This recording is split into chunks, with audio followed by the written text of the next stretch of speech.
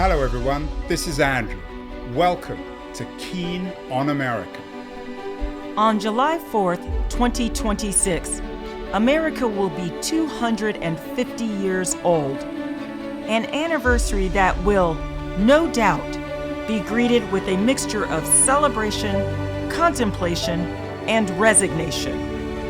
In Keen on America, Andrew talks not just about the American past and present, but also speculates on its future. What, Andrew asks, will be the 21st century fate of this now venerable American republic?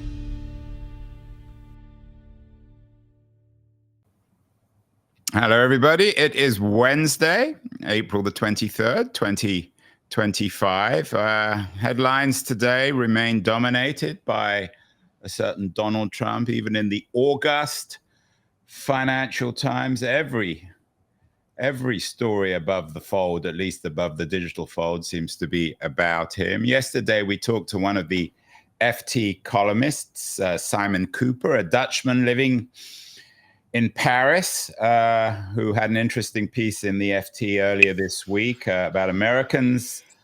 It's time to move to Europe, suggesting that the American dream was over. Cooper seemed to relish this news. Today, we're talking to another FT columnist, Jemima Kelly. She's been on the show before. She's based in London, actually in northeast London, in Hackney, and she's talking to us today from the FT offices in the heart of London City.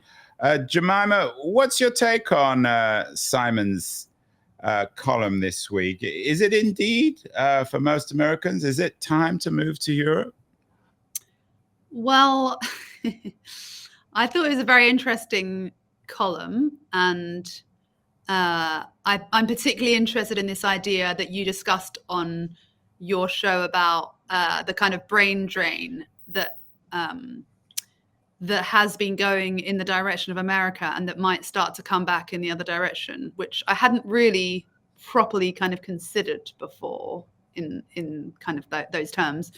But I must say that this idea of like encouraging people to all be like digital nomads, he's actually followed it up with a piece today about how to be a digital nomad in Paris.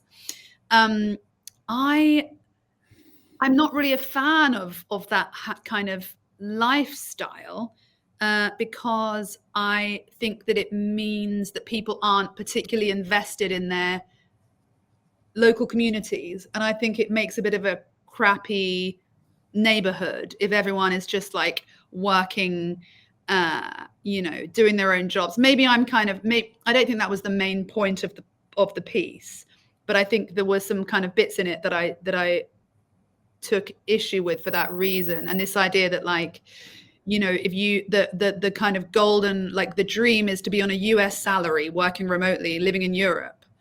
And I'm just like, please, can like people not do that? Because then we're just importing the inequality that Although to be fair, I'm not, was Simon actually saying that?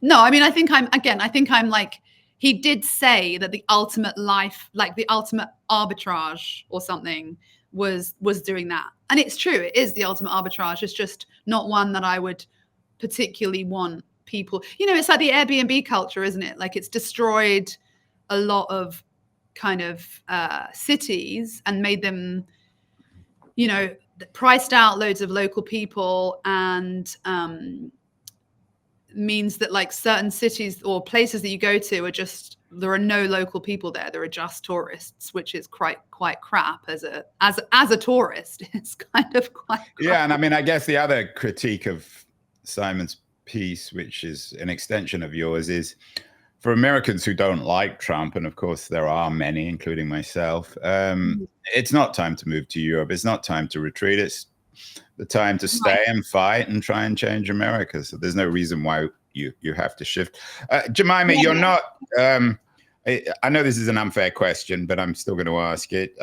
You're a columnist at what you call, at least on your X account, Friends of the Deep State, FC. No. So I'm using you as the voice of the European deep state. What's the take from London on Trump on April the 23rd, 2023, 2025? It's so hard to make any sense of it in a sort of meta sense, in a structural sense. What's your take on what's happening? Okay, I'm going to answer that in 3 parts. First of all, the Friends of the Deep State is obviously a reference to Liz Truss, who referred to the FT as the deep state. So yeah, and I want to come on to Truss later. So another rather clownish character, your version of Donald Trump. Yeah, proudest British export. And then my second point was going to be that I would probably potentially not want to kind of speak for, like, you know, Europe or Britain. So like maybe I can start by saying what I think the mood is, and then what I... Well, you can speak. You live in Hackney in Northeast London, so maybe you can speak on behalf of Hackney. What's the take on Trump from Hackney? Just utter kind of despair. And I mean, I would say that's probably the mood that I'm getting. You know, even people who were a bit like, you know, because there was a lot of hyperbole used about Trump in the run-up to his election. And I felt in some cases that there was too much,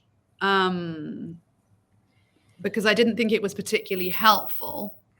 And some of it I didn't think was true. I don't personally find the constant comparisons to Hitler particularly kind of... Yeah, and you're not alone. We've had that conversation many times on the show. I strongly agree with you. I think it's absurd. Yeah. So while there was that, there was a kind of so there were those people who were very, very kind of, you know, almost hysterical about the idea of a Trump 2.0 and how it was going to be so much worse than the first time. And I think so far it does seem kind of worse, doesn't it? Well, I'm asking you. I mean, yes. Well. So I would say that there is a sense that things are quite scary at the moment. I think the thing that I personally find most worrying, and that maybe I've heard the most kind of people who are able to be quite balanced talking about, is the utter kind of disregard for the courts and the rule of law. And I mean, I was quite amazed looking at Truth Social earlier, as one does. I saw this truth from Trump about Kilmar. I'm going to get his name wrong. Garcia. Yeah, the Venezuelan who was illegally extradited or seized and taken to El Salvador. I think this guy is actually Salvadoran, the one I'm talking about. The MS-13, the alleged MS-13 gang member. I think he was originally anyway. I thought he was from Venezuela, but anyway. Sorry. Okay. Well, I've seen him referred to as a Salvadoran man, but you could be quite right. And he, the Trump has like truthed a picture of an alleged knuckle tattoo that the guy has, with like 4 symbols on it, which some people have extrapolated. I mean, you can't see the guy, so there's no. I'm not even sure if it's his fist. But then a computer has typed, like someone has typed over the 4 knuckles, MS-13, kind of, and it's very obviously like just a computer, you know, it's not even, they haven't even tried to make it look like part of the tattoo. And Trump has like truthed it and has appeared to believe that this is actually what he's got tattooed onto his knuckles. Anyway, and he's using that as justification. Like, how can the radical left be arguing with, you know, like this idea that how could anyone possibly want to use the legal system to deport people who have got a tattoo on their knuckles of a gang, you know, like without any kind of proof that he's anyway. So I think the utter disregard for the legal system and the kind of lawlessness of the Trump 2.0 is for me, I think the most kind of like disturbing bit, because there's kind of where does that where does that end? And then obviously like I mean, it's just utter chaos. I think that's the feeling, really. And I'm maybe going to write this week about the kind of lack of. So it seems to me that Trump, I mean, if you literally a book that was ghost written for him 38 years ago contains kind of the art of the deal, contains like the most, like, there is some stuff in there that you think this is what Trump's doing. Like, it actually, it's quite interesting. You know, there's that famous interview that he did with Larry King at the end of the 80s, in which he was kind of going on about how America was being ripped off. And it's quite interesting to see how consistent he is on a lot of things. And one of those things is just the way in which he sees the world as just it's all deal making, it's all transactions. And so the ends will just always justify the means. And he's kind of openly saying, you know, I'm going to keep pushing as hard as I can, you know, in order to get what I want. And like, but it seems to me that his followers, who are constantly kind of rushing to justify everything he does, and that includes his vice president, are kind of believing in they're kind of glorifying the means as if the means in themselves are to be glorified, which Trump himself doesn't even really believe in. So like, even kind of Trump talking about annexing Greenland, which I think that's the difference as well with the second Trump administration, is that like, he's got people who are really willing to kind of take what he says at face value and like make it happen. So then you have like Vance going to Greenland on this supposed like tourism you called trip, him. whatever. You said that he has in an excellent column from earlier this month. He has the zeal of the convert, and that's the problem. Yeah, because he is, you know, he called Trump America's Hitler, not so long ago, and he didn't mean it in a complimentary way. I don't think he did. So Jemima, stand back a little. You know, I talked to Simon about this too. Simon noted that he'd always believed in America growing up. A lot of his friends went to America. You're a slightly younger generation from Simon. Did a lot of your friends, when you graduated from university, I think you graduated from King's 20 years ago, did a lot of them? No, not 20 years ago. No. 15 years ago. Actually, I graduated in. When did I graduate? I graduated 13 years ago, because I actually spent 6 years trying to be a singer. Okay, but my point is, I don't want to give away your age, but you're slightly you're the next generation after Simon and myself. Sure, I'm a millennial. Did a lot of your friends go to America? Did you ever think maybe I should go to America as a singer or a journalist? I love America. Did any of my friends? It's quite difficult as a British person kind of going to America. Quite a few of my friends have kind of ended up in there, in particularly in LA for some reason. I almost moved to New York actually with my previous employer, which was Reuters, and I have kind of considered it here, but have kind of wanted to stay in London. I'm overdue another trip to America. I think America is a completely amazing and fascinating place, but it does feel kind of, people who I speak to at the moment are feeling, you know, someone who I know who's in New Orleans at the moment was like, you know, when the conservative columnists in the New York Times are writing that like it's time for like civil, you know, some kind of uprising, you know that. Yeah, like, that was David Brooks. And Simon wrote about a friend of his in Georgia who said that he couldn't even go out because he was scared to bump into Trump people. So have you, I mean, I saw that. That was another thing that I thought, gosh, that's so not how I personally believe that divisions, like that's just not the way to handle things. Like the idea that you shouldn't go out because you might bump into some Trump fans. I mean, I don't know. Yeah, I couldn't agree more. Your last column, actually, in the spirit of Easter, was "It's the hope that saves you." It was a broader column, not just about America. But do you still have a vestige, a glimmer of hope in America? Have you given up? Oh God, yeah, sure. No, I have. I mean, I am an optimist, but I also believe that being optimistic and hopeful, which, as I explain in the column, are slightly different things.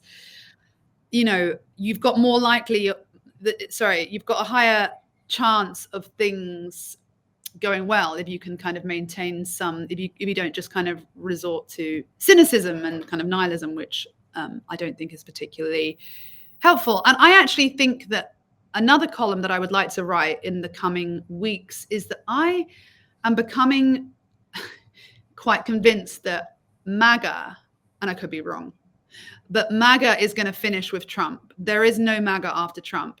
And one of the things that most convinced me of this was listening to Triggered with Donald Trump Jr.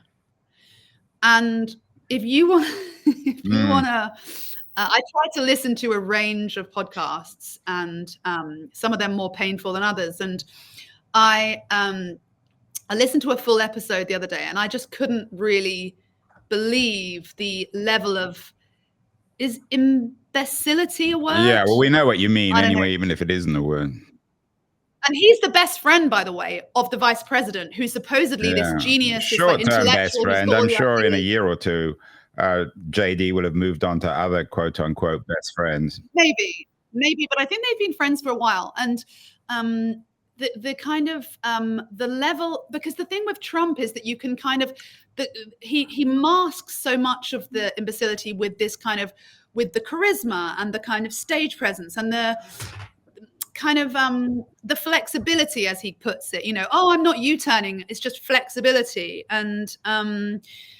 his kind of people skills, and then you get like the kind of the distilled version of him without all of that, and it's so painfully kind of bad and unpersuasive that it kind of it for me anyway, it makes me there's no successor. Like Vance is the only one who is, you know, he's obviously, the bookies currently have him as the favorite, but that's because there's no leader on the Dems. Yeah, like, I want to come to the Dems later because you've written extensively on that. Yeah. Peter Layden, who was on the show a few days ago, the former editor-in-chief of Wired, a neighbor of mine in the Bay Area, believes that Trump is essentially destroying, or MAGA Trump is destroying the Republican brand for a generation. And it does provide an opportunity for the Democrats in the long term, although the current Democrats probably have many problems of their own, which we're going to come to. Do you agree with Layden and others that ultimately, out of all this absurdity, the Republican brand has been decimated? We're back to maybe Herbert Hoover and 20 or 30 years of political isolation for this party? I think that what they have going for them is that MAGA has its own name, and that like it was always the MAGA part of the Republican Party, and then the like other part and the rhinos or whatever, and now they have somewhat merged. But I imagine that there will be, that will start to maybe show itself a bit more if the Trump kind of project kind of keeps on doing quite as badly as it kind of feels like it's doing at the moment. But that's not clear because so many people have actually, and because there doesn't feel like there's any separation now between Trump and any of the institutions that are supposedly like independent. Potentially the Fed is, well, obviously the Fed is an exception there, despite him trying to kind of, saying that he's going to terminate Powell and then saying, oh, the press made such a big deal of it. And it's like, well, you did talk about his termination. Anyway, that's a separate point. But it does feel like it's going to be quite difficult for Republicans to extricate themselves from Trump. But are they destroyed for, there isn't anyone who's kind of standing up and being vocally kind of anti-Trump on that side, is there really at the moment? What can we learn? You noted that your satirical X front page, Friends of the Deep State, was borrowed from a certain Liz Truss, who made a fool of herself and now is in political exile. Can we learn anything from the Truss fiasco? It seems to me as if Trump a couple of weeks ago on the bond front was, so to speak, Truss. The market spoke and he had to retreat. Yeah.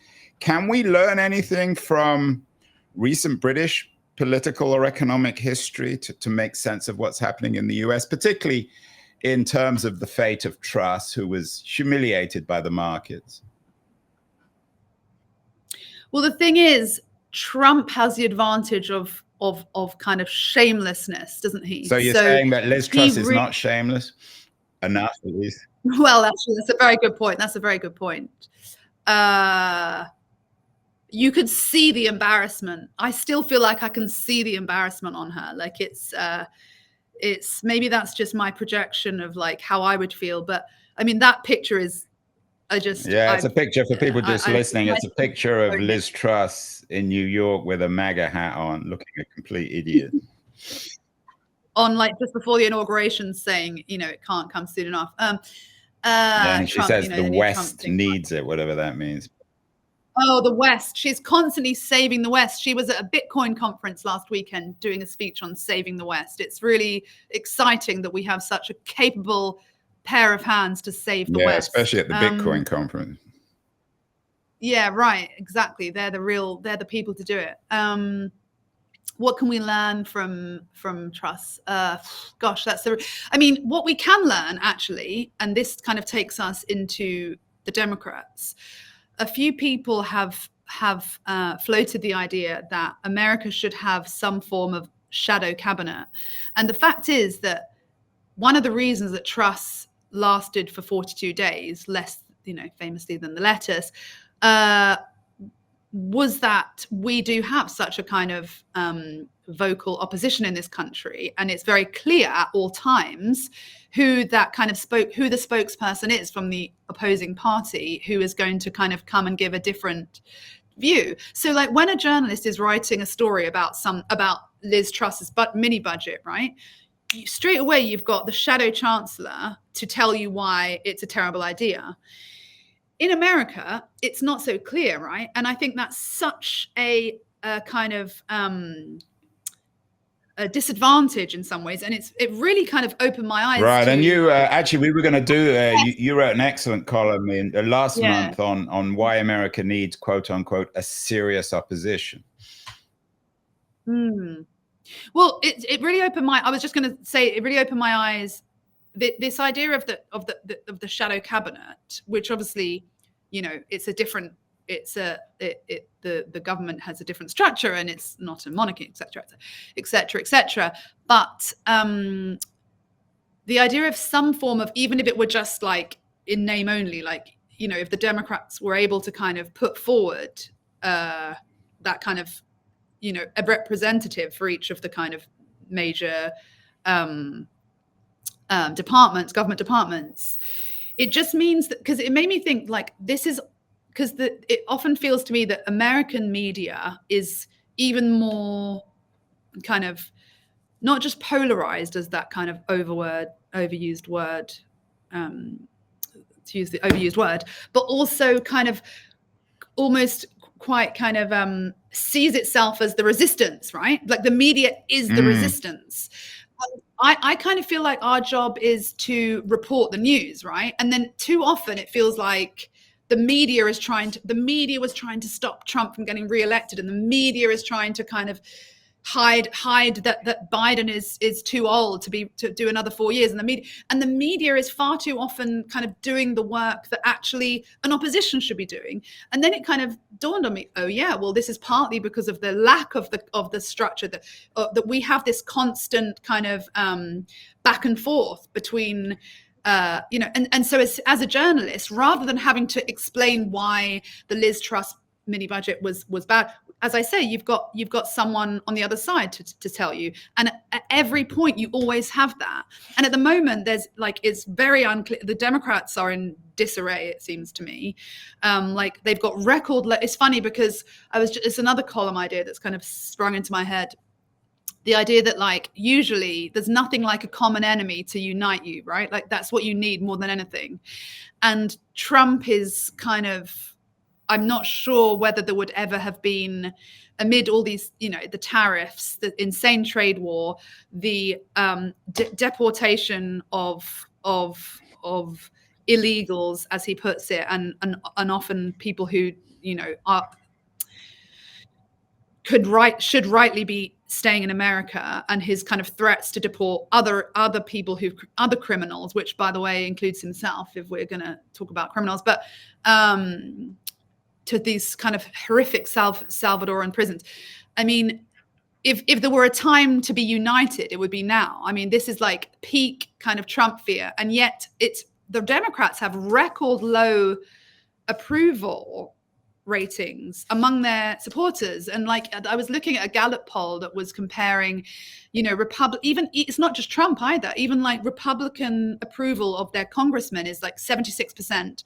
And the Democrats are at 39%. This is among Democrats. So it feels like there is a real kind of void of some kind of cohesive or kind of coherent. So what's your advice? You've been quite critical in the past of the Democrats. Back in July of last year, you talked about the Biden debacle and the absurdity of a man clearly out of his depth in the office, manifesting himself. But then you've also written more recently about Democrats not abandoning their morals. When historians look back, how much of a debacle was the Biden regime? Will it be seen as the trigger that enabled this Trump 2.0, or would these things be seen separately? I don't think it's the regime. I don't think it was Biden's administration. I think it was this kind of cover up of his kind of physical.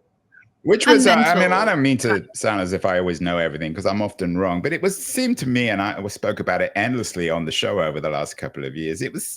I wasn't surprised by that debate he had with Trump. He clearly was way beyond his shelf life. I mean, it was self-evident. All you needed to do was watch one or two interviews with him. And it was already, I got into trouble for talking about this before the 2020 election, because he had got the name of the interviewer wrong, and all these fact-checking organizations had dashed in to say that he hadn't, and they were lying on his behalf, which I was really, really, really shocked by. And I mean, again, talking about the kind of politicization. Right. I mean, does that make Trump's point on social, whatever it's called, social truth, that the media is really the Democratic Party, or the two are inseparable? Well, it's funny because if you look at every time I've written about, I got a real what's the word? Pylon. I was the first, as one of my colleagues put it, I was the first ritual sacrifice on Blue Sky a few months ago, because I dared to say that it was an echo chamber. What? I put this on Blue Sky. We'll have another pylon, Jemima, I hope. Yeah. Apparently I not even implied, apparently I kind of explicitly said that I wanted to have more Nazis on Blue Sky, which is obviously, something that I would say. That's sarcasm for any, one that doesn't know. But one of the things that I find funny, even now, because people say it's not, if you type in New York Times into Blue Sky, you'll get a load of people whining about how pro-Trump they are, or how they're kind of apologists for Trump, or they're both sidesist, constant. And if you type in New York Times into X or Twitter, you'll get people complaining about how anti-Trump and how it's just a Democratic, extension of the Democratic Party. I think there's something like 3 or 4% of American journalists vote Republican. So clearly it does lean left or lean Democrat. There was a study done fairly recently on that. Trump is now letting all these really not very kind of august kind of right-wing news companies, some of them are websites, some of them are random, I'm not sure, Substacks, whatever, into his briefings, which in some ways I don't think is all to the bad. I think it would be good to have a more balanced media. Am I answering the question? Yeah, well, the question is, you wrote a good piece in December, Democrats must not abandon their morals, which I guess goes without saying. Yeah. I mean, there's still morals in the Republican Party. Well, certainly ex-Republicans like David Brooks, Peter Wehner seem to be the most sort of convincingly moral of Americans, but that's another issue. What advice would you give the Dems? I mean, on the one hand, you've got clearly a civil war within the party between its left, Bernie Sanders and AOC, versus centrists like Gavin Newsom. They agree on almost nothing apart from the fact that they seem to be part of the same big tent party. What advice would you give Democrats? I mean, I don't feel in a place to give advice. Well, what would you like to see then? Yeah, what would I mean, just to be clear about the Democrats shouldn't abandon their morals column, that was written on the back of Biden pardoning his son, Hunter, which I found really just uncool. I just hate it. I hate that, all of that. There's just anyway. So I think what I was arguing was, you're supposed to be showing that if you're going to talk about how immoral and amoral maybe the whole kind of Trump project is, and how full of lies it is, and it is, all of those things are true, then you have to show that you're better. And if you just sink to and I really felt that was a failure in the first Trump. I actually think that I think that people like the New York Times are doing better this time around.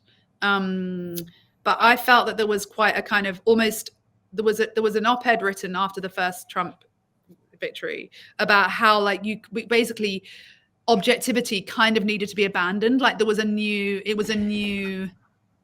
game to play. And I just think that is really short-termist, and it's just going to set a terrible precedent and just going to keep on.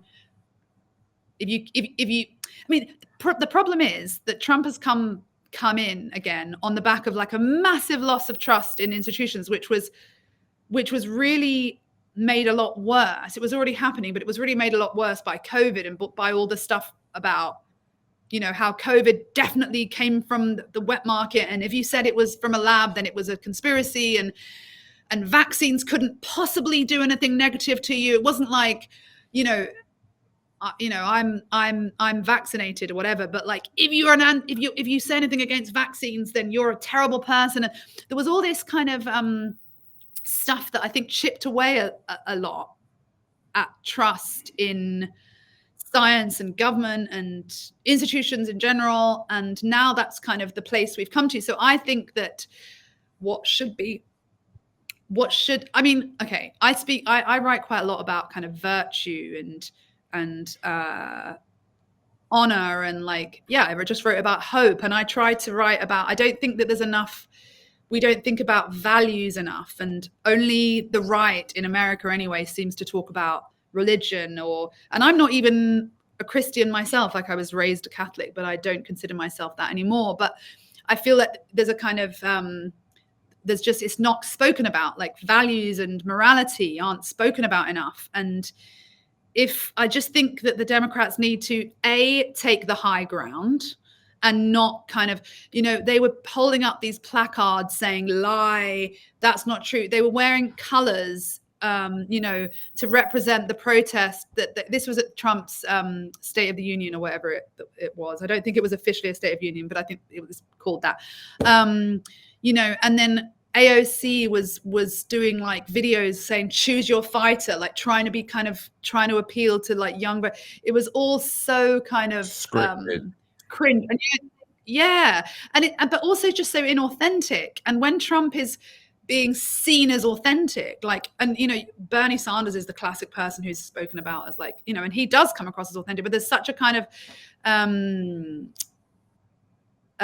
there is such a kind of vacuum. Yeah, you wrote me into it. You noted that one of the reasons why Trump is so successful is his eccentricity. One of your recent pieces was on the deep eccentricity. You use that. It's a kind of a British term, but you say that that's one of his attractive qualities, or that's one of the reasons why he's being voted. I don't want to keep you. It's late in the afternoon, Jemima. A couple of quick questions before we go.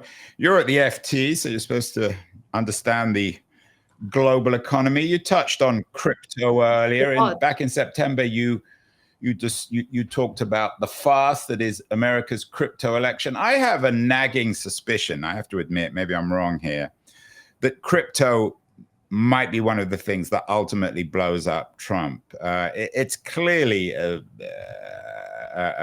fraudulent, or there is a lot of fraud within the administration on crypto. Clearly, some people are making vast fortunes. He or his administration is in bed with some of the Bitcoin bros. What do you make of this association? Because Trump historically has always been ambivalent about crypto. Is this a sideshow, or could it become the main show as we get into the administration?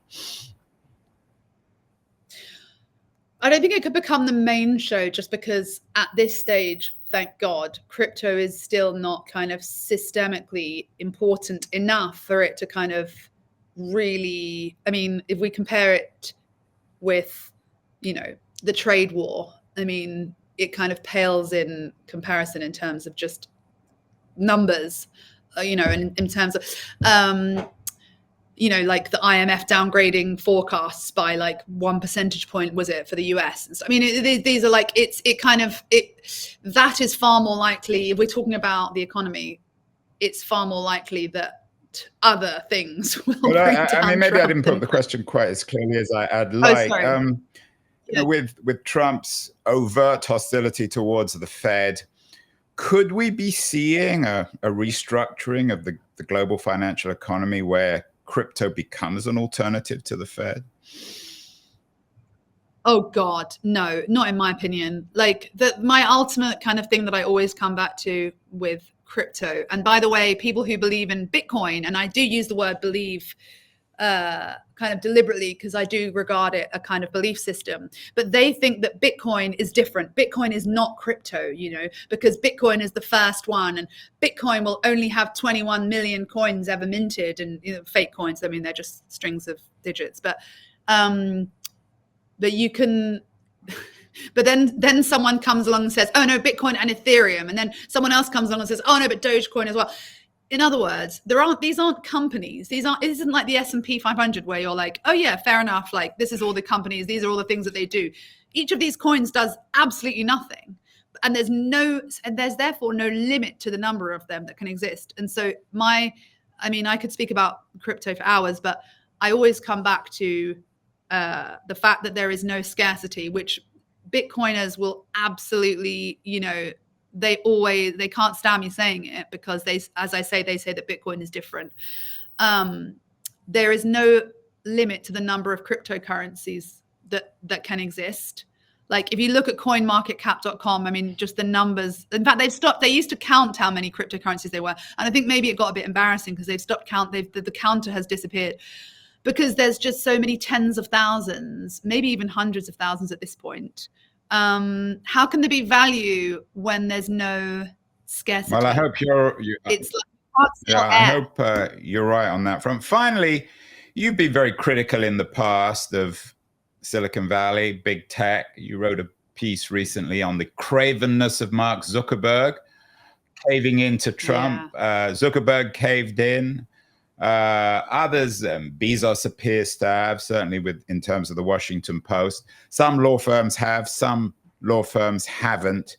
Do you think in retrospect, as American democracy or American open society is being stress tested by Trump 2.0, that this will come back to haunt opportunists like Zuckerberg? I mean, is it in the interest, not just the moral interest, but ultimately the long-term economic interest of American business leaders, university leaders, heads of law firms to actually stand up to all this nonsense?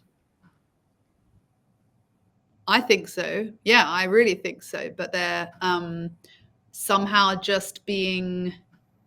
It's another thing to go back to the values. Like we have so glorified wealth that people just only seem to think that value only exists in in terms of financial value. It's so strange. Like if I was Mark Zuckerberg, I would care about